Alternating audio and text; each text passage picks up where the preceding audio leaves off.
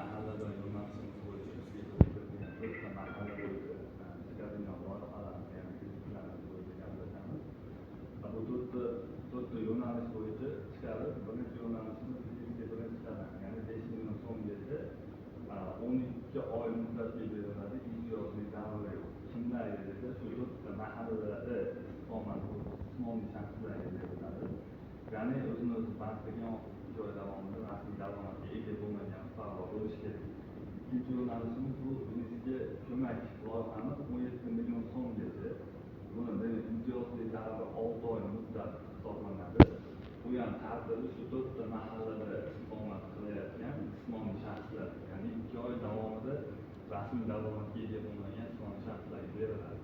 Uchinchi yo'nalishimiz bu mahalla loyihasi bo'lib, bu 50 million so'mgacha belgilangan imtiyozli davra, demak bunda 2 yil muddat beriladi.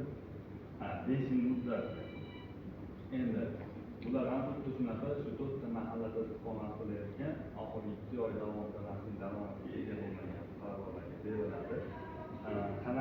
Foizda demak erkak kishilarga 3ta kredit turimizda ham erkak kishiga 25%, ayol kishiga 23%, ya'ni 2% imtiyozi bor.